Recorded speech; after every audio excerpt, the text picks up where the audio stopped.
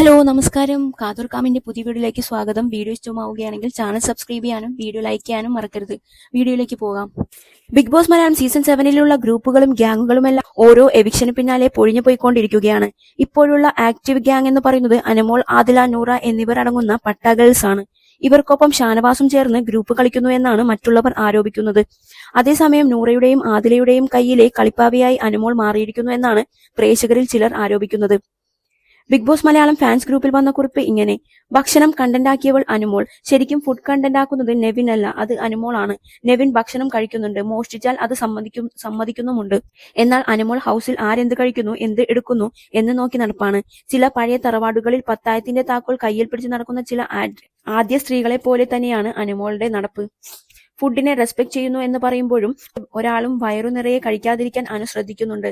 ഇതേ അനുമോൾ തന്നെയാണ് കഴിഞ്ഞ ആഴ്ച ജയിലിനുള്ളിലെ നോമിനേഷനിൽ എനിക്ക് ഇഷ്ടം പോലെ ഭക്ഷണം കഴിക്കാൻ ഇഷ്ടമാണ് എന്നും ആദില നൂറയെ കൂട്ടി പലതവണ മോഷ്ടിച്ചിട്ടുണ്ട് എന്നും തുറന്ന് സമ്മതിച്ചത്.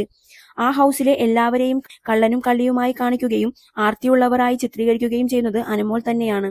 നെവിനെ ടാർഗറ്റ് ചെയ്ത് നടക്കുന്ന ഷാനവാസ് ഒരു കാരണം തേടി നിന്നപ്പോൾ നെവിനെ മല്ലിയില എടുക്കല്ലേ എന്ന് പറഞ്ഞ് അനു കിച്ചണിൽ നിന്ന് ഒച്ചയെടുത്തത് മല്ലിയില അവിടെ വെറുതെ കളയാറാണെന്ന് റിന പറഞ്ഞപ്പോഴും അതിലും കാര്യം കാണിച്ചത് അനു മാത്രമാണ്. ഷാനവാസിനെയും അനുമോളെയും പ്രൊവോക്ക് ചെയ്യാനാണ് നെവിൻ അന്ന് മല്ലിയില എടുത്തത്. അതാണ് പിന്നീട് വലിയ പ്രശ്നങ്ങളായി ഷാനവാസിനു തിരിച്ചടിയായി മാറിയത്. തുടക്കം മുതലേ ആദില, നൂറ, അനു എന്നിവർ ചേർന്ന് ടാർഗറ്റ് ചെയ്തത് നെവിനെ തന്നെയാണ്.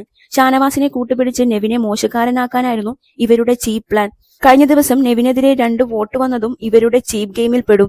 ഒരു ടാസ്ക് പോലും ശരിയായി ചെയ്യാത്ത അനു തന്നെയാണ് പ്രേക്ഷകർക്ക് മുന്നിൽ നെവിനെ കള്ളനായി ചിത്രീകരിക്കാൻ തുടങ്ങിയത്. PR-കളുടെ പിൻബലത്തിൽ ആരെയായാലും കരിവാരിത്തേക്കാൻ മടിയില്ലാത്ത ഓവർ കോൺഫിഡൻസിന്റെ ആൾരൂപം. അതാണ് അനുമോൾ. ഇപ്പോൾ അവൾ ആദില, നൂറയുടെ കയ്യിലെ കളിപ്പാവ മാത്രമാണ്.